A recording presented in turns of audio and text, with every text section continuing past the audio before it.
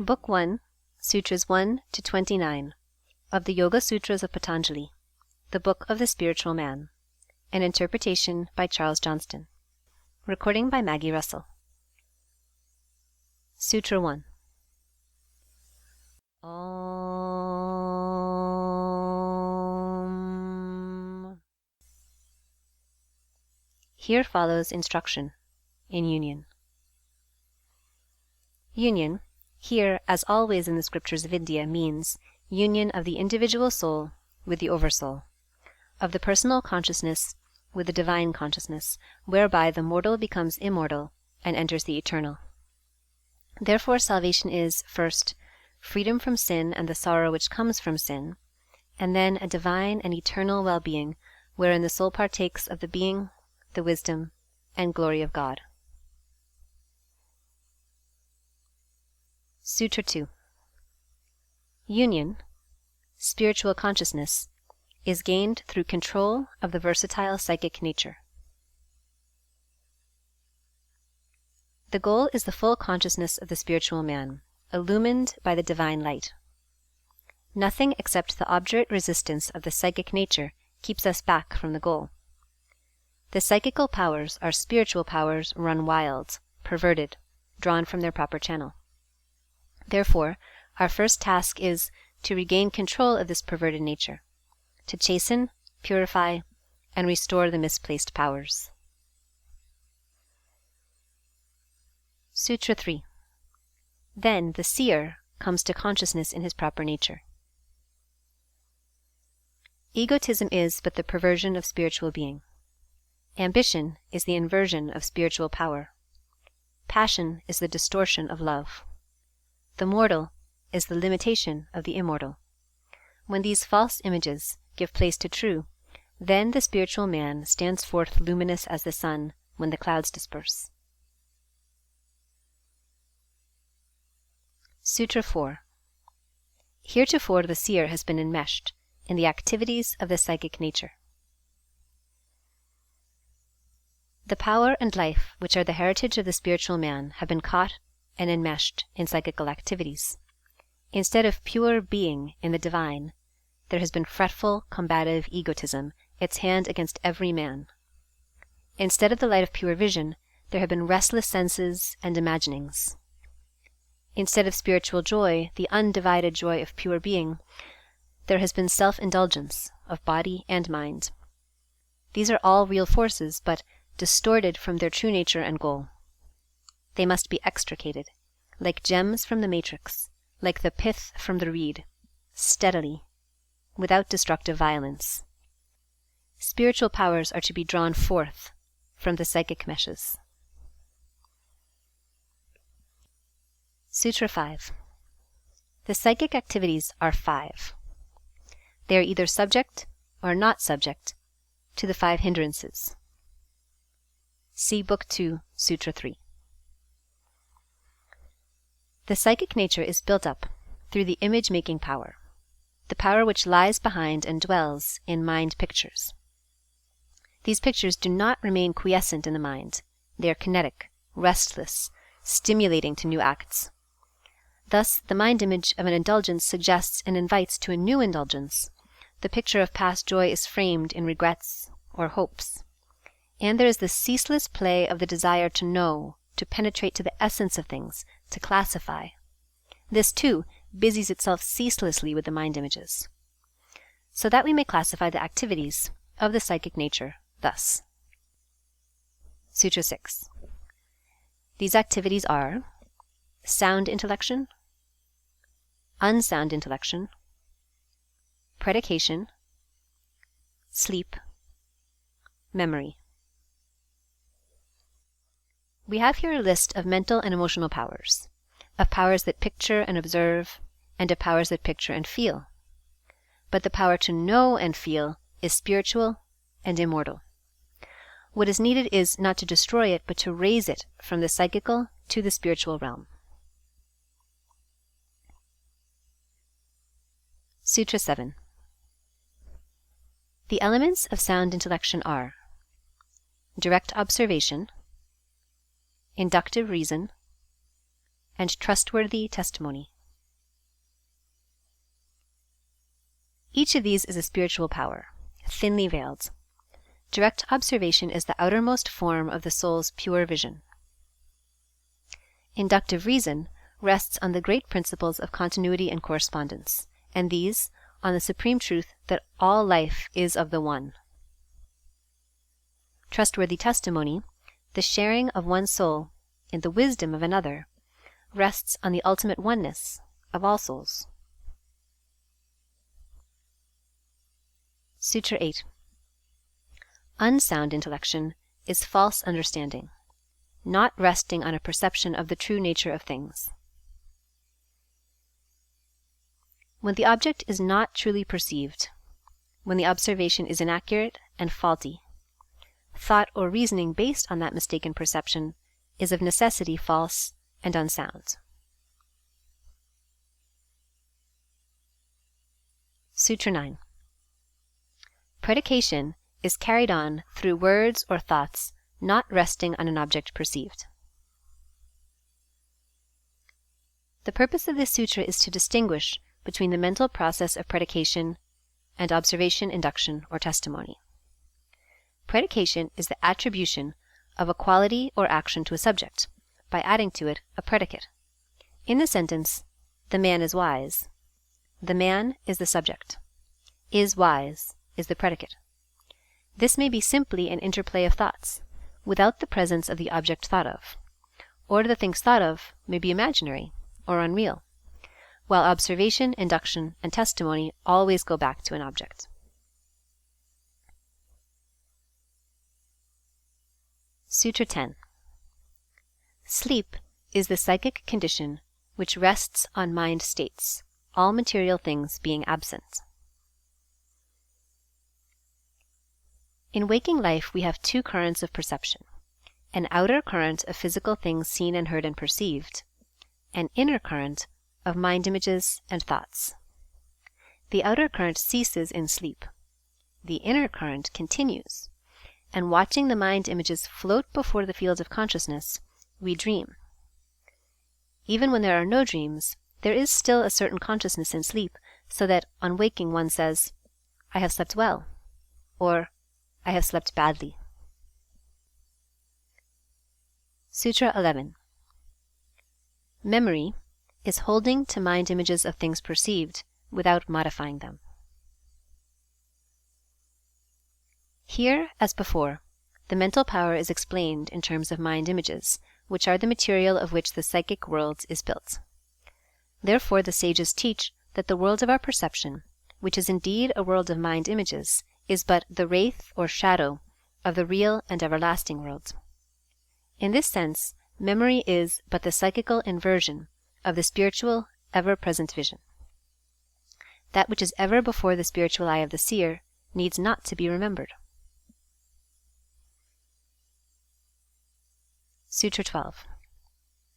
The control of these psychic activities comes through the right use of the will and through ceasing from self-indulgence.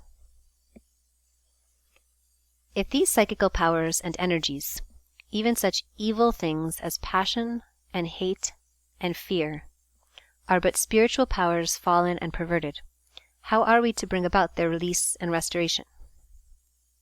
Two means are presented to us: the awakening of the spiritual will and the purification of mind and thought. Sutra 13. The right use of the will is the steady effort to stand in spiritual being.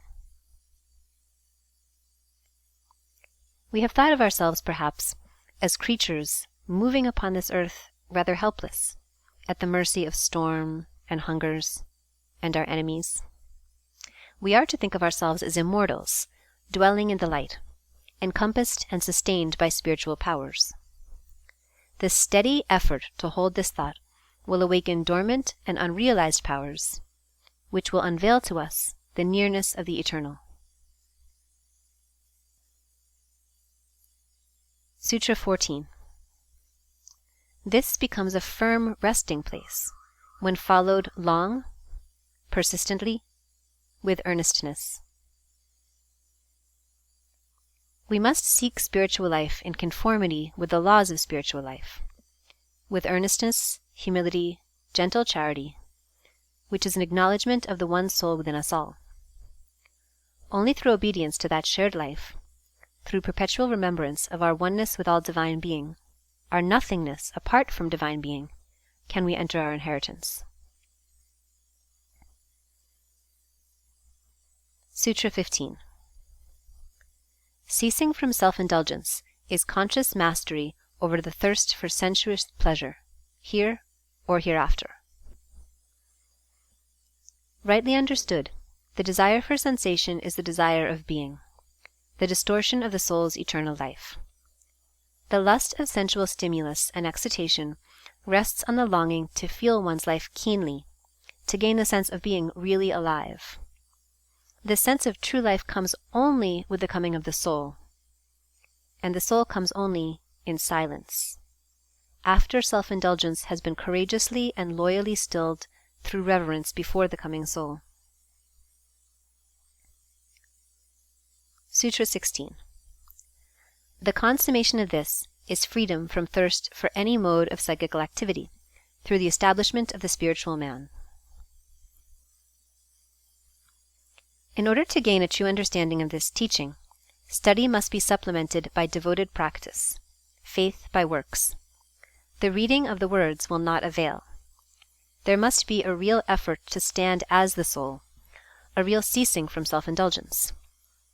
With the awakening of the spiritual will and purification will come at once the growth of the spiritual man and our awakening consciousness as the spiritual man, and this, attained in even a small degree, will help us notably in our contest. To him that hath shall be given. Sutra 17. Meditation with an object follows these stages. First, exterior examining, then interior judicial action, then joy, then realization of individual being. In the practice of meditation, a beginning may be made by fixing the attention upon some external object, such as a sacred image or picture, or a part of a book of devotion.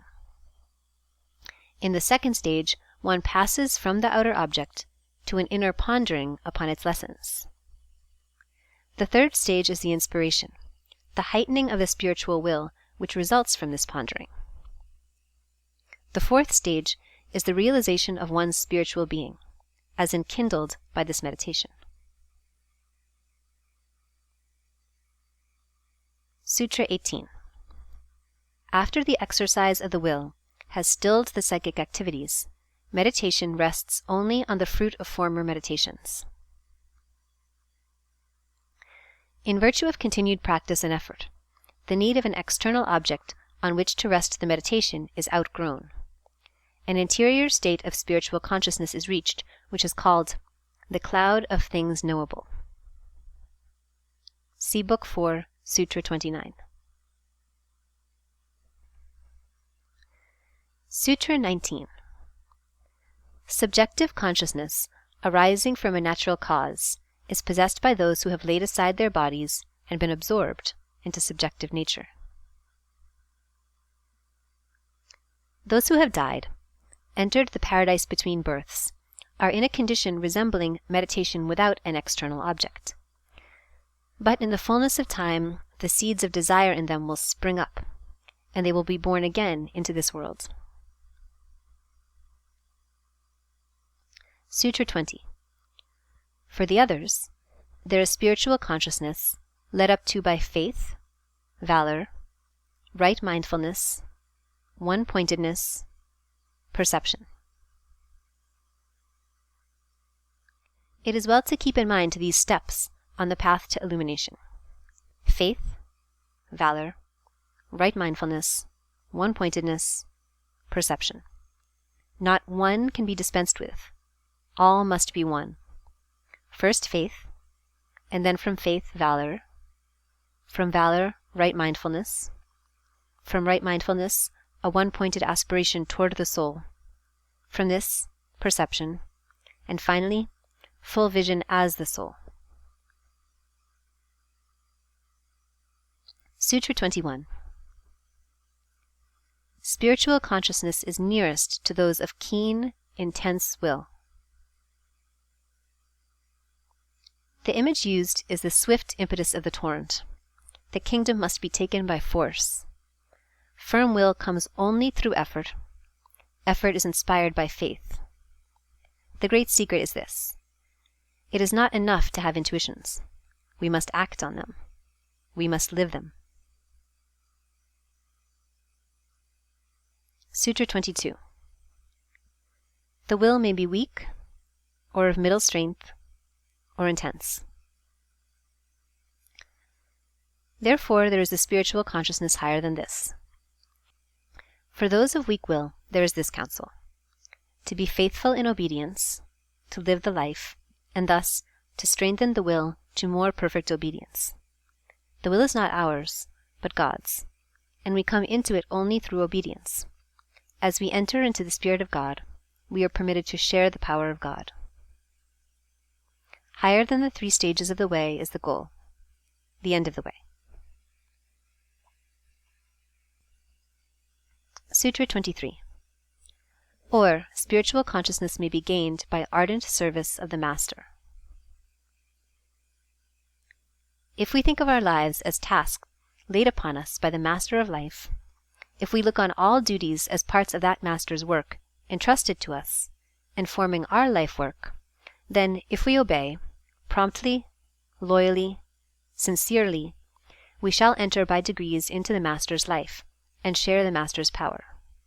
Thus we shall be initiated into the spiritual will.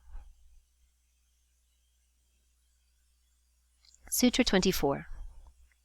The Master is the spiritual man who is free from hindrances, bondage to works, and the fruition and seed of works. The soul of the Master, the Lord, is of the same nature as the soul in us. But we still bear the burden of many evils. We are in bondage through our former works. We are under the dominance of sorrow. The soul of the Master is free from sin and servitude and sorrow. Sutra 25. In the Master is the perfect seed of omniscience. The soul of the Master is in essence one with the Oversoul, and therefore partaker of the Oversoul's all wisdom and all power. All spiritual attainment rests on this, and is possible because the soul and the Oversoul are one. Sutra 26.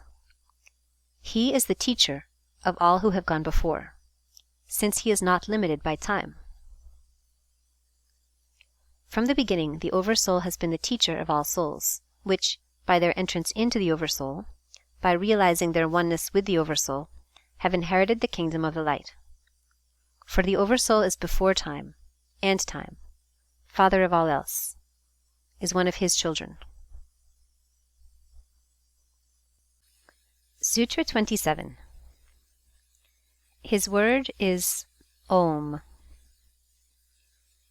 Om, the symbol of the 3 in 1, the 3 worlds in the soul, the 3 times, past, present, future in eternity, the 3 divine powers, creation, preservation, transformation, in the one being, the 3 essences, immortality, omniscience, joy, in the one Spirit. This is the word, the symbol, of the Master and Lord, the perfected spiritual man. Sutra 28. Let there be soundless repetition of Om, and meditation thereon. This has many meanings in ascending degrees.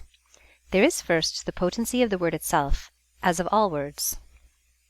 Then there is the manifold significance of the symbol, as suggested above. Lastly, there is the spiritual realization of the high essences thus symbolized. Thus we rise step by step to the eternal. Sutra 29. Thence come the awakening of interior consciousness and the removal of barriers. Here again, faith must be supplemented by works. The life must be led as well as studied before the full meaning can be understood. The awakening of spiritual consciousness can only be understood in measure as it is entered.